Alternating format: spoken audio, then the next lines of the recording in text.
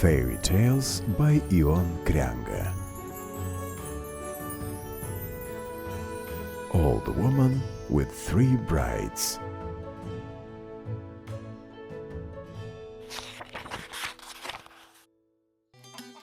Once upon a time, there was an old woman who had three sons, as tall as spurs, strong in virtue, but not in intelligence, a large estate, grandfather's house with all his belongings, a vineyard with a beautiful orchard, cattle, and many birds. Old woman had everything. Also, she had white money set aside for the black days. She counted each coin.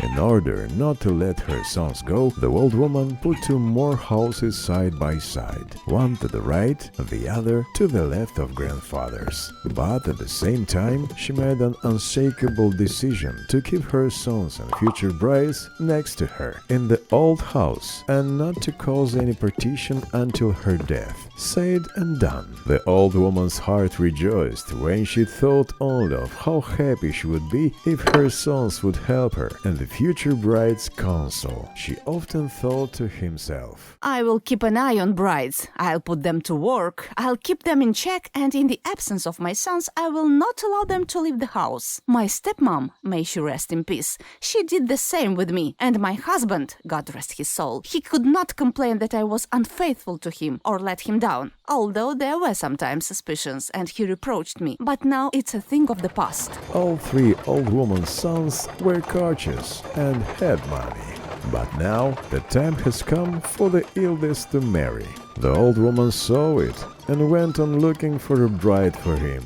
She went around 6 villages until she found the one that she liked. Not very young, tall, thin, but hard-working and submissive. The son did not disobey. They played the wedding, and the old woman put on her stepmother's shirt with an uncut collar, which means that she should not be grumpy. After the wedding, the men went about their business, and the bride remained with her stepmom. On the same day, in the evening, the old woman began planning the life of her bride. She believed that a new sieve had no place on the shelf. Why did I search for a bride? In order not to do everything myself. She said. She climbed into the attic, lowered a bucket of feathers from there, left from her deceased stepmom several bundles of hemp and some milk. Girl, I figure out what you should do at night. You will take a mortar in the pantry nearby, a spindle under the bench, and a spinning wheel behind the stove. When you get bored of pinching feathers, you will crush the millet. And when your husband comes back, we will cook pilaf with smoked pork ribs and eat. Now, to rest, put the spinning wheel in your belt. Spin the yarn until morning. Pluck the feathers and grind the millet. I will lay down a little. My bones are cracking after your wedding. But no, that I sleep like a rabbit. Besides these two eyes, I have another one in the back of my head, which is always open and with which I see everything that is going on in the house day and night. Do you understand what I say? Yes, stepmother. If only there was something to eat. Eat? For a young bride like you, onion, garlic, and a piece of cold honey from the shelf will be enough. We better collect milk, cheese, butter, and eggs and take them to the market to make at least some money. In the house we have one more eater now. And look, there will be nothing left for my funeral. When evening came, the old woman went to the bed, facing the wall, so that the light would not interfere, not forgetting to remind the bride once again that she would be looking after her, but immediately fell asleep. While the old woman snored, the poor bride worked tirelessly. She plucked feathers, then switched to yarn, then ground milk. When she got sleepy, she washed her face with cold water, so that the sleeping old woman would not notice her slacking and not be angry with her. The poor thing worked long after midnight, and by dawn a dream overcame her and she fell asleep amid feathers scissors, hemp, and spindles with yarn. The old woman, since she went to bed with the chickens, rose neither light nor down, and began stomping around the house and slamming the doors. The poor bride did not have time to sleep properly, but willy-nilly she had to get up, kiss her stepmother's hand, show that she had worked for the night. Little by little, the bride grew used to it, and the old woman was satisfied with her choice. A few days later, sons returned home, and the young wife, at the sight of her husband, forgot her sorrows. Soon, the old woman saw that the middle son needs a wife too, and she chose the bride in the image and likeness of the first, just a little older and a little oblique at the same time, but extremely hard-working. After the wedding, the sons left again, and again the brides and their stepmother remained at home. As usual, she gave them work, and as evening came, she went to bed, ordering the brides to be diligent and not fall asleep inadvertently, for she sees everything. The older bride told the other about their stepmother's all-saying eye. They began to urge each other on, and since then the work has been burning in their hands. Stepmother rolled like cheese in butter.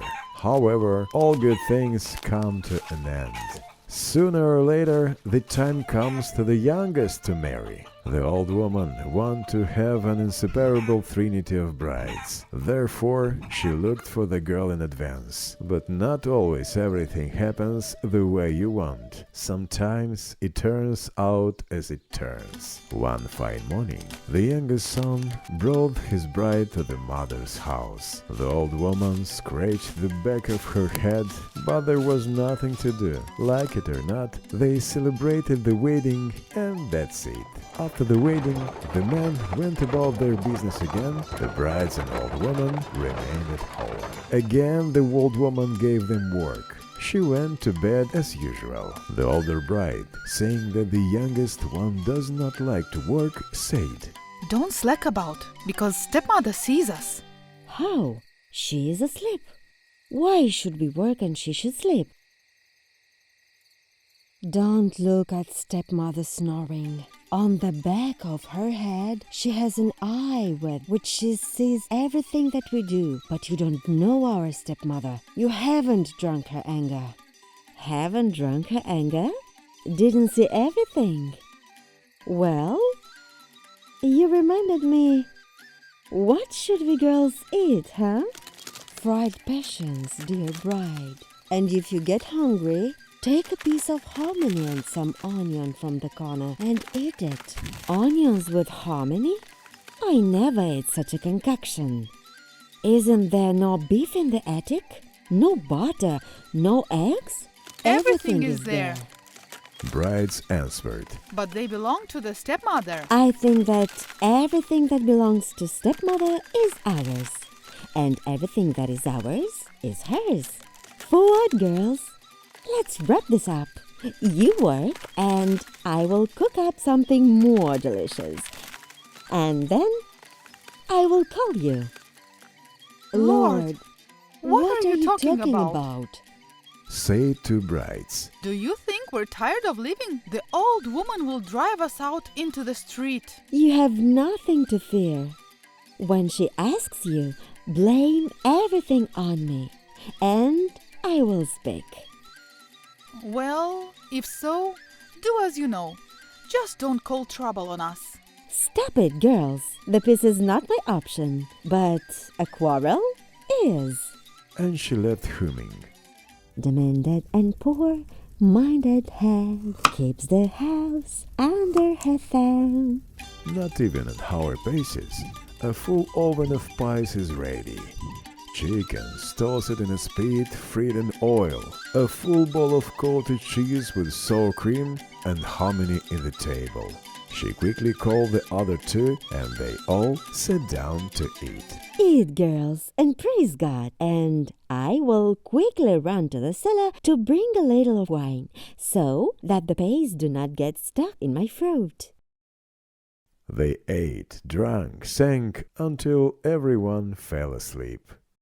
Oh, stepmother, sour fruit, no matter how ripe is no good.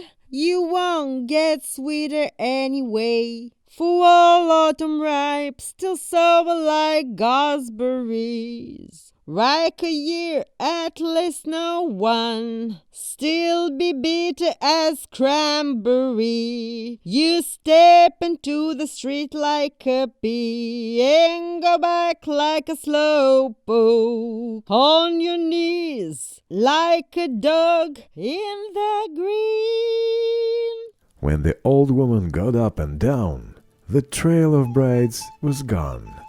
Looked back and forth, looked into the cellar. And what does she see? Poor brides commemorate their stepmother. Feathers are scattered on the floor. Plates, scraps are everywhere. A jug of wine is overturned, an unheard of audacity.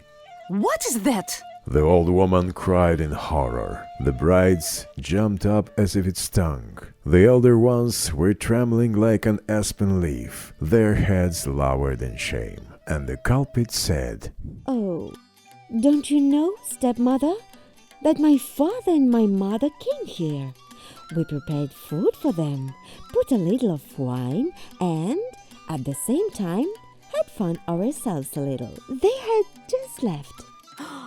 Did they see me sleeping? Of course, stepmother. Why didn't you wake me up? Damn you! Well, stepmother, the girls told me that you see everything in your dreams. I thought that it is true, and you are angry with my father and my mother if you do not want to get up. And so they were saddened, so much that even the food did not suit them. Well, robbers, you will get it from me now.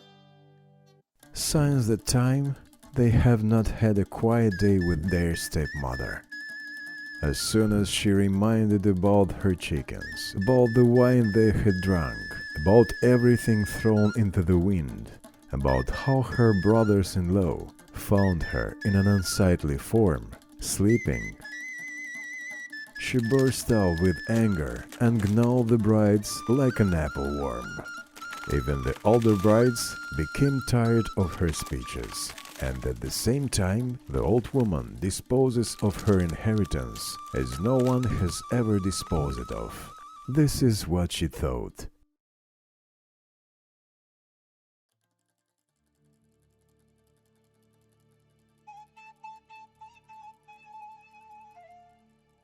Girls, She said one day when they were alone in the vineyard. we will not live in this house until we get rid of the hag stepmother once and for all. But how? Do as I teach you, and do not worry about anything. What should we do? We'll all rush into the old woman's room. You grab her by the hair and beat her head against the wall. And when the husbands return, what will happen? And you'll do the same about the other. And what I'll do, you'll see for yourself. Just say you don't know what happened. I'll talk to them too, and you'll see it. Said and done. The brides began to beat the old woman against the walls. She became so sick that she fell it. On the advance of the instigator, they put her into a clean bed so that she would remember the time when she was a bride too.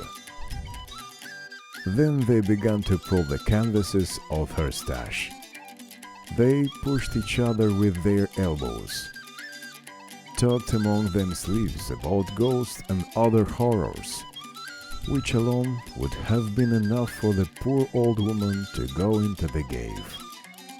So the happens she dreamed of came true. While this was happening, there was a creak. The husbands returned. The brides ran out to meet them.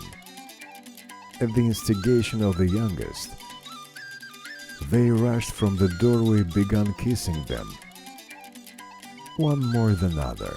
And how is the mother? The husbands asked in unison, unhitching the oxen. Our stepmother, The youngest jumped out ahead of the others. fell ill. Poor woman. God may soon take her. How? Say the frightened men, releasing the reins from their hands. How? Well, 5 days ago, she drove the calves to the pasture, and, you see, the bad wind blew her away. Poor woman. Evil spirits took away her tongue and legs. The sons rushed quickly into the house to the bed of the old woman. The unfortunate one was swollen like a barrel. She could not even utter a word. However, she was not completely unconscious. With difficulty, she moved her hand, pointed to the elder bride and the eastern wall, then to the middle bride and the western wall, then to the youngest bride and the floor in the middle of the room. With force brought her hand to her mouth and fell into a deep faint. The husbands cried and could not understand what the mother was doing. Then the youngest bride, pretending to cry too, said, Don't you understand what the mother wants? No! They answered. Poor mother says her last will. She orders the eldest brother to settle in that house on the eastern side. The middle one is in the western one. And we, the youngest, should stay here in grandfather's house. You're right, wife. And since the others had nothing to argue, the last will remained in force. The old woman died on the same day, and the daughters-in-law, letting her down, wailed about her so much that the village was buzzing. 2 days later, they buried her with great honor, and among the women of the village and the whole neighborhood, we was only talk about the old woman. She is happy that she died, for there is someone to mourn for her.